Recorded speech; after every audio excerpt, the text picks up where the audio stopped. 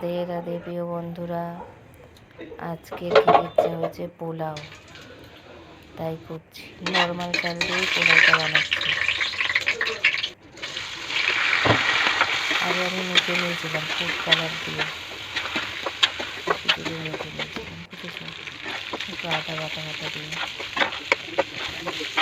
তেজপাতা, কাজু কিশমিশ সব দিয়ে, এলাচ দিয়ে ফুটিয়ে ভেজে নিই, যেমন আর কি করে পোলাও ঠিক সেরকমভাবেই করেছি। আর কী দিয়ে খাবো জানো?